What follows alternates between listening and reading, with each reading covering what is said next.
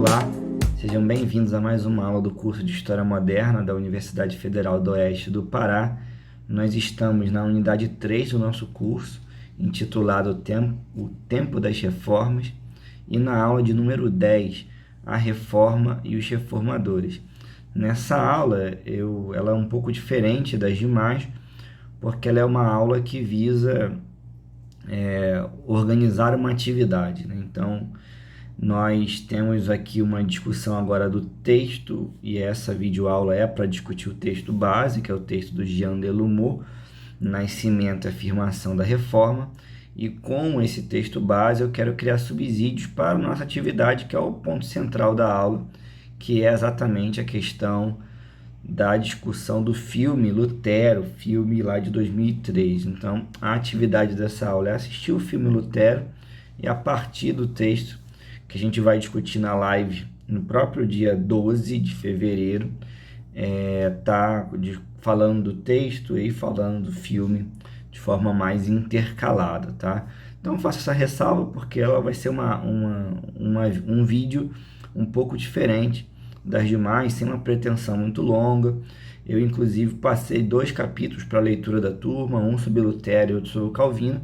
Eu entendo que o Calvino aqui é mais informativo, o meu foco de interesse é a parte do Lutero, ok? Então é nessa via que eu vou estar começando. Mais uma vez, a gente está usando o livro do Jean Delumeau, Nascimento e Afirmação da Reforma. Eu também sugiro aos interessados, até para poder conhecer um outro lado do Lucien Febvre, a leitura da biografia sobre Lutero, escrita pelo Febvre, lá em 1928, que é Martinho Lutero, um Destino. Então acho que vale a pena também buscar o contato com essa obra desse importante historiador do século XX, que foi Lucien Febvre. Em geral, o estudante de história conhece o Marc Bloch só pela apologia da história, e o Lucien Febvre e quando lesse alguma coisa pelos combates pela história. E acho que vale muito ler as obras que esses autores escreveram para a gente ter uma visão um pouco mais complexa, mais ampla desses fundadores dos Anália. Então vamos lá falar de Lutero. A minha proposta aqui é basicamente oferecer uma discussão do texto, entendendo uma trajetória da personagem do Lutero e como que ao longo dessa trajetória nós vamos observar a inserção de elementos que vão criar as bases da reforma, e em que momento nós falamos de uma ruptura de Lutero com a Igreja Católica. Previamente, nós vamos observar no texto que o Lutero, a gente não tem uma datação precisa para o nascimento de Lutero, mas nós sabemos que ele teve contatos com a escola cardinalística, né, a escola catedral de Magdeburgo e também de Eisenach, acho que é assim, vocês devem ter lido e provavelmente vão ter uma noção de pronúncia melhor que a minha. E já ali no início do século XVI, ele está fazendo seus estudos, inclusive alcançando o grau de doutor em filosofia entre os anos 1502 e 1505. Em 1505, a gente já vê o Lutero como doutor em filosofia. Então esse é um elemento importante, porque o Lutero vem desses grupos populares, e que estava ali buscando uma ascensão pelo acesso à educação. Então a gente já discutiu na unidade anterior como que essas escolas catedrais ofereciam perspectivas de ascensão social para essas camadas médias, e aí o Lutero está avançando por essa linha, e na sua biografia, na sua trajetória, é identificado que em 1505 ocorre um momento chave aí que tira o Lutero dessa vida secular e leva-o para a vida religiosa. É a cena que dá início ao filme que nós vamos discutir, quando Lutero estava viajando e durante uma tempestade ele entende que aquilo ali foi um chamado para ele, e desse chamado ele vai se dedicar à vida religiosa. Então ele, de certa forma, rompe com a sua família e vai se dedicar à vida religiosa ainda em 1505, e nesse sentido ele se torna um monge agostiniano, né? Então esse é um primeiro elemento chave. Então a importância de Santo Agostinho para esse movimento da reforma, né? Agostinho vai ser muitíssimo reivindicado pelos reformadores, vai ser assim com Lutero, depois com Calvino, entre outros. Então, essa inserção de Lutero numa ordem agostiniana, ela é importante para essa formação religiosa que o Lutero vai ter, que depois ele vai fazer valer na sua produção. Eu também anotei aqui algo interessante, para a gente nunca perder a escala do que a gente já falou, a escala mais contextual, é que o Lutero, de certa forma, e essa é a perspectiva apresentada pelo Delumor, e nós vimos isso na aula passada, aula número 9, o Lutero, de certo modo, ele teme a morte, e em torno desse temor da morte, mas não pela morte como algo que todos nós humanos sabemos que vai chegar. Eu sei que a gente não pensa na morte constantemente, mas nós sabemos que a morte vai chegar. Então, o que a gente discutiu na aula passada era que nesse período, final da Idade Média, início da Idade Moderna, ou se a gente quiser abolir essas nomenclaturas, pelo menos entre o século XIV e XVI, se desenvolve uma profunda, uma intensa produção textual acerca da ideia de boa morte, uma morte cristã. Você tem que estar preparado para a morte. E a discussão aqui vai em torno de Lutero se sentir despreparado para a morte. Eu queria linkar isso com o contexto. Dando sequência à trajetória de Lutero, nós vamos ver ali entre 1505 e 1515, até o Delumor reivindica o texto do Lucien Febvre, para nos falar de um Lutero que nessa década está muito preocupado com a salvação, mas não é uma salvação que o levaria a romper com Roma, uma salvação do povo cristão, é a salvação prioritariamente dele, é o embate de Lutero com os seus demônios, se a gente quiser usar uma coisa mais metafórica, ou a reflexão de Lutero sobre o elemento do pecado, o papel do diabo, o papel desse inimigo afligindo ele como um homem pecador. Então, essa discussão da salvação para Lutero, ela atravessa essa primeira década, e nós vamos observar aqui como que dessa discussão nós vamos caminhar para cada vez mais a formação de um pensamento que o levaria gradativamente a uma ruptura com Roma. Nesse cenário, o nosso texto também nos lembra que Lutero, de certo modo, ele se aproxima de um movimento místico que marca algumas correntes do cristianismo do século XV e XVI, principalmente na região da Alemanha. Então, o Lutero se aproxima indiretamente desse movimento e também das ideias de Guilherme de Ockham e, consequentemente, essa perspectiva de um Deus mais inatingível, né? A transcendência absoluta de Deus, que é como o Delumor explica para vocês. Consequentemente, é um Lutero cada vez mais descrente da questão das obras, né? A salvação pelas obras. Avançando em termos cronológicos, em 1510, início de 1511, Lutero faz uma viagem a Roma. Vocês vão observar no filme que essa viagem ela ganha um destaque muito grande nessa forma de contar a história luterana.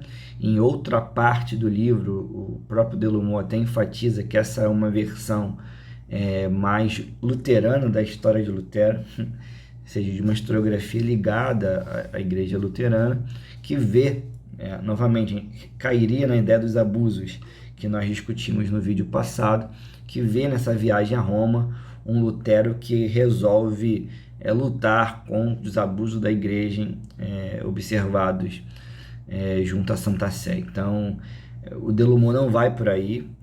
O Delumor entende, conforme outros autores também, de que a viagem de Roma não parece ter criado uma questão tão séria para Lutero, principalmente porque ele vai escrever sobre ela já décadas depois, já claramente como um líder reformador no momento completo da sua cisão com Roma.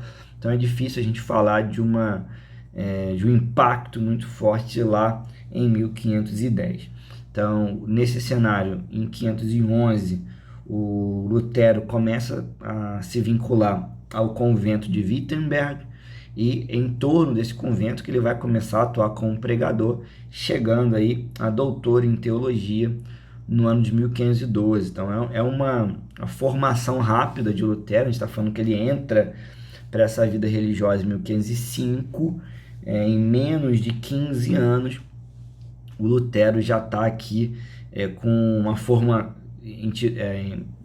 carregando uma formação em teologia, pregando, dando aula na universidade local. Em torno dessa atuação que ele começa em 1513, que ao lecionar sobre passagem, textos bíblicos, o Lutero vai ali e criando as suas discussões que fundamentariam as ideias que levariam a uma gradativa ruptura. Então a gente está falando ali no nosso texto principalmente do cenário de 1515 e 1516, quando Lutero oferece um curso sobre a carta de Paulo, né, a carta aos Romanos, e ao tratar de Paulo, uma das primeiras bases do pensamento luterano, e podemos até dizer do pensamento, da teologia da Reforma. E aí eu enfatizo aqui o elemento teológico, até porque é a consequência do que a gente falou na aula passada acerca da abordagem do Jean Delumeau. O Delumeau entende que o elemento teológico é central para a ruptura luterana. Então, dentro dessa teologia, o tema da justificação pela fé é um dos primeiros a aparecer na obra e na reflexão luterana, e ele vai conduzir Lutero a um desgaste com a igreja, não a uma ruptura. Então vamos ver um Lutero enfatizando o elemento do pecado original, reduzindo a questão das obras, criticando a questão das indulgências e sobrevalorizando essa ideia de um Deus misericordioso, né? A misericórdia divina como a garantia da salvação, né? Então ele não está aqui buscando, ele está, de certa forma, se desgastando com as práticas da igreja no seu período. Em torno desse cenário, então, que nós vamos ver já na sequência, em 1517, aquele que é considerado um dos grandes momentos para a datação da reforma.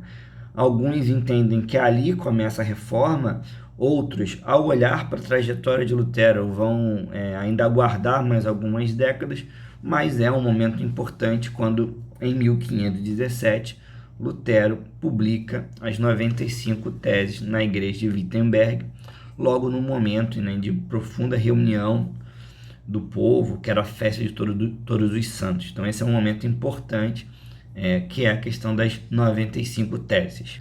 A partir da publicação das 95 teses, eu convido vocês a procurar, não vou ficar aqui lendo 95 teses, nem 2, 3, 4, até que nas aulas presenciais eu leio algumas e tal, mas elas são facilmente encontradas na internet.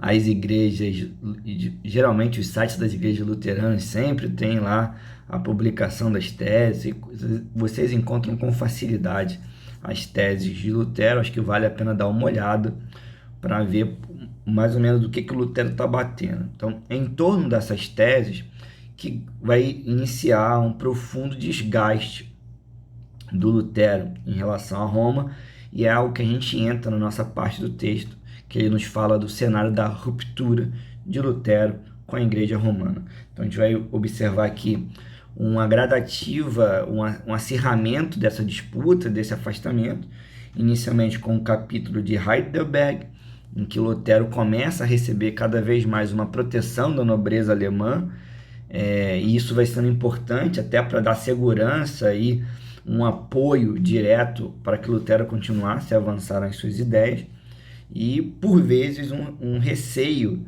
da igreja de tentar uma ação rápida e mais firme contra Lutero, e quem sabe fazer estourar uma outra revolução, como foi a revolução dos hussitas, iniciar cada vez mais aí um movimento de contestação, uma guerra na Alemanha. Então, para evitar esse cenário, a gente vai ter uma disputa mais teológica, uma disputa mais intelectual entre um representante da Igreja Romana e o Lutero, e é em torno dessa disputa que nós vamos ver o discurso de Lutero também cada vez mais sendo acirrado, ficando um Lutero mais veemente, um Lutero um pouco mais crítico nas suas posições.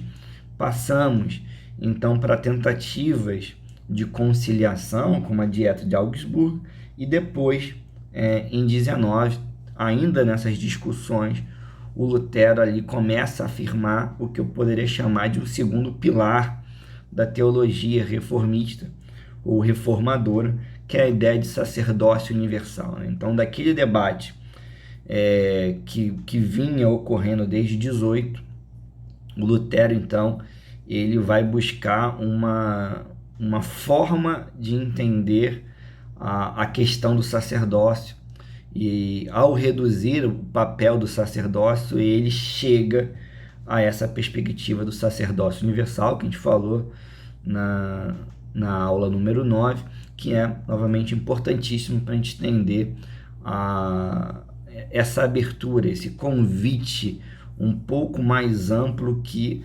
a reforma conseguiu fazer, se apropriando de discussões que já estavam ali nesse movimento dos séculos 14, 15 e 16. Então, em torno dessa perspectiva luterana, então, que a gente vai chegar a 1520, quando Lutero finalmente é excomungado. Então, observem que ele não é excomungado nas 95 teses, ele vai ser excomungado depois de alguns anos de debates intensos e em que Lutero não abre mão das suas ideias, não se retrata. Em 1520 ele vai ser excomungado, e a partir daí tanto a afirmação do apoio da nobreza alemã como o discurso inflamado do próprio Lutero vão acabar, de certo modo, criando o que a gente pode chamar aqui de uma reforma plenamente. E para muitos é 1521, com a Dieta de Worms, que a reforma começa, porque é ali que nós vamos ter definitivamente uma ruptura, né? Lutero vai sendo condenado, não se retrata, não rejeita as suas ideias, e ele vai ser protegido, né? Ele vai ser, de certa forma, levado, escondido, e fica lá protegido durante anos, e esses anos vão ser fundamentais para a sua produção intelectual. Então, em 1521, entre 1521 ali e 1525, nós temos um momento chave da produção de Lutero, onde ele vai afirmar as bases da sua teologia, a teologia da reforma. Então, ele faz valer uma série de textos, principalmente ali em 21, contra a igreja, reafirmando esses princípios: justificação pela fé, sacerdócio universal. E em 25 ele vai chegar à ideia do servo-arbítrio, numa disputa clara e aberta com Erasmo de Roterdã, que era um dos grandes humanistas do período, humanista católico, que quase todos, e que defendia aí abertamente a questão do livre-arbítrio. Então, contra isso, o Lutero fecha a trinca de ideias que para ele eram fundamentais, que vão sustentar a sua teologia, com a discussão do servo-arbítrio.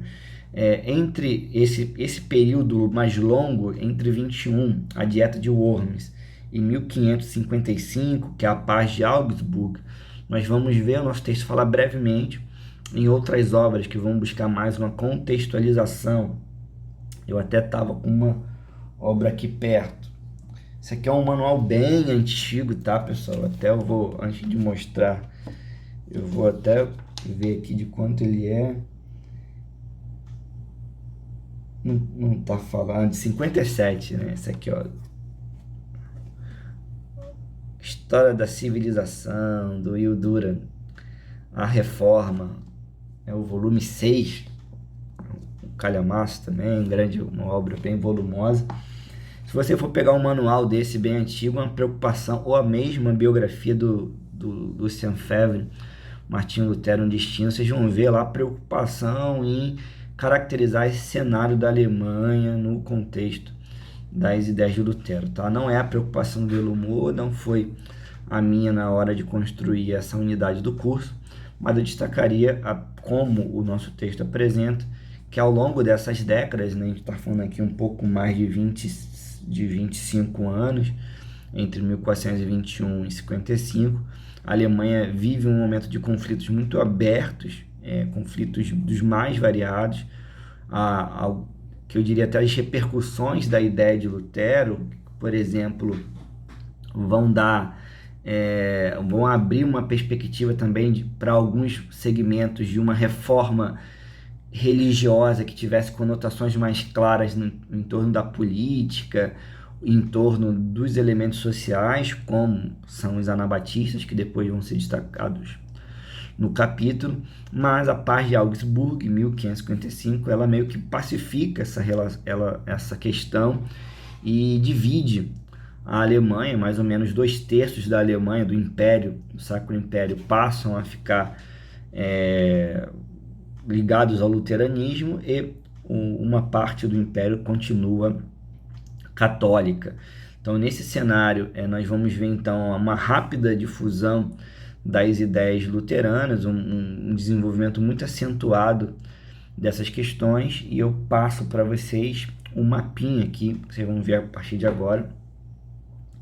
Sei que tem aluno aí que adora mapa, mas faz parte. Nas áreas em amarelo mais claro, são as áreas de domínio católico, aqui no século XVI. A área em verde é o que nós estamos falando das áreas que vão ficar sobre influência luterana. As áreas em lilás, eu estou lendo por causa que alguns podem não enxergar a legenda. As áreas em rosa são regiões calvinistas. As áreas em laranja escuro, um amarelo mais escuro, em laranja não, desculpa, um amarelo mais escuro, porque o laranja ainda é outro. É a área do domínio anglicano, basicamente ali a parte da Grã-Bretanha. E aí agora sim, em laranja, né, a Rússia, o Império Turco e o norte da África, que ainda eram domínio muçulmano. Então, acho que esse mapa aí nos mostra como que rapidamente, no início do século XVI, nós tivemos uma rápida expansão do movimento da reforma. Então, nós vamos falar, acho que o mapa até facilita, quando o nosso autor, o Delumor, nos fala do avanço para a Dinamarca, para a Escócia, Noruega, Bavária, Boêmia, Hungria, entre outras regiões da Europa. Então, a gente está vendo aí um cenário bem diverso dessa expansão da reforma. Eu gostaria de caminhar então para o fim dessa aula. Nesse primeiro momento, para fechar essa parte do Lutero, eu destaco então a formação desse tripé da teologia reformista, reformadora, teologia da reforma. Então, nós temos aí a questão da justificação pela fé, o sacerdócio universal e o servo-arbítrio, né? O movimento calvinista e as suas variantes depois ainda traria a discussão da predestinação muito forte. Eu entendo até que onde o servo-arbítrio tem um peso maior em Lutero, a discussão da predestinação vai ter um peso maior no universo calvinista.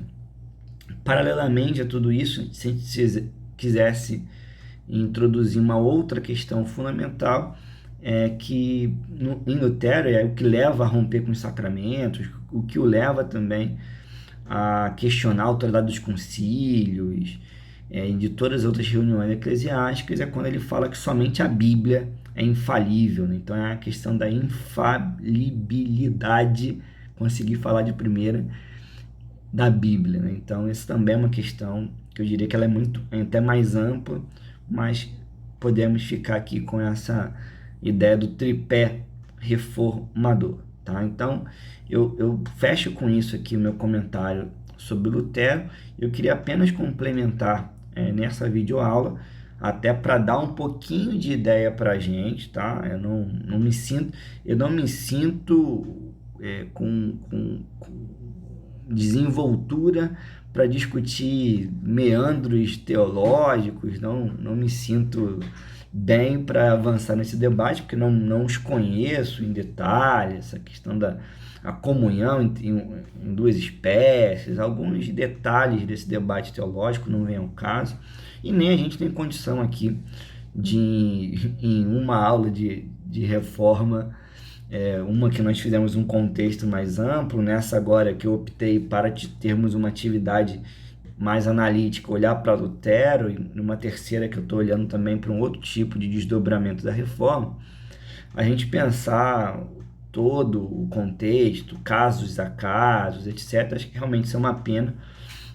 mas eu novamente sugiro que vocês procurem, e para isso que eu gostaria de destacar algumas questões, né? Por um lado, a gente, para até ficar coerente com o que eu falei na videoaula passada, é importante a gente enxergar um cenário de uma reforma na longa duração, né? Pelo menos aí recuando até o século XIV. Então, nesse cenário, eu coloco para vocês aqui um slidezinho que eu usava em sala, que mostra que alguns reformadores, em geral, eles são chamados de pré-reformadores, tá? Então, a gente tem alguns movimentos heréticos importantes, algumas tentativas de reforma ali para o século XI, XII, depois no XIII, mas quando a gente fala de uns pré-reformadores, a gente está falando muito mais dessa trinca aqui, né, do John Wycliffe, ali do século XIV, da Inglaterra, que era um doutor em teologia, que discutia a tradução da Bíblia,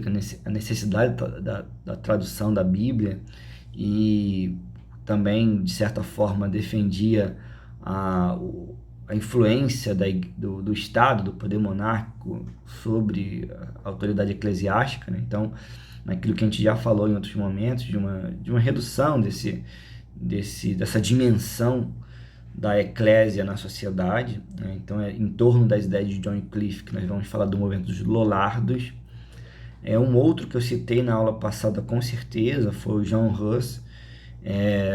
Tem alguns trabalhos sobre eles que são bem poucos aqui no Brasil. Eu acho que é um caso interessante, tem bastante coisa ali, até em inglês, que já nos facilita, já que eu tenho facilidade com o alemão. Ele é um caso ali da região da Boêmia, né? Então fica nos limites do Sacro Império. Ele é o que é condenado no Concílio de Constância, no início do século XV. Então a gente está fazendo aí um movimento de uma crítica, novamente, muito forte ao poder terreno da igreja, e um discurso que visa desenvolver a autoridade eclesiástica por meio do contato mais próximo com a população, menos ligada à questão da vida, do luxo, que a gente já falou também, e mais uma vez, da formação das línguas vernáculas, das línguas locais. E o terceiro desses pré-reformadores, né, é o Savonarola, que está ali em Florença, na Itália, é um dominicano e vai ser condenado e tal. Ele é marcado por seus ataques aos pecados urbanos e à vida mundana do clero, né? Então, em torno desses homens que a gente vai falar aí de pré-reformadores, eu avanço aqui para um outro esqueminha ainda, mais uma vez um slide para vocês, que são os reformadores de fato, né, do século XVI. Então, o nosso destaque central foi para o Lutero. Passei para vocês um texto do Calvino, então acho que é importante dar uma lida para enxergar essa expansão da reforma para além da Alemanha, e como que em torno das ideias calvinistas, por exemplo, geraria os puritanos na Inglaterra, nós vamos ter aí uma força muito forte, ficou horrível, né? Uma força muito forte, mas temos uma força muito intensa, acho que melhorou, do movimento da reforma. Então temos ainda Zwinglio, que foi citado no nosso texto, John Knox, salvo engano, é que dali que vem o movimento presbiteriano, que vai ser marcante na Escócia, Thomas Müntzer e outros que na Alemanha e na Suíça vão levar a cabo uma perspectiva mais radical das ideias da reforma, uma luta institucional, uma luta mais de cunho social, inclusive. Mélenchon, que vai ser um pregador importante na Alemanha, citado também ao final do nosso capítulo. E por fim, né, sempre lembrado, Henrique VIII, é lembrado como reformador, porque ele rompe como rei da Inglaterra, rompe com a Igreja Católica e instaura a Igreja Anglicana. Então, basicamente é isso. É uma aula um pouquinho mais curtinha. Não vou dividir a aula em parte 1, parte 2, parte 3, como tenho feito em alguns momentos. Essa aula ela visa, mais uma vez, nos oferecer alguns subsídios para a gente fazer atividade mais prática, que é assistir o filme do Lutero e debater o filme do Lutero. Então, eu espero que a leitura do texto nos ajude a criar um olhar um pouquinho mais crítico para o filme que nós vamos debater lá no dia 12 de fevereiro de 2021. É isso. Um grande abraço, desejo paz e saúde a todos. Até a próxima.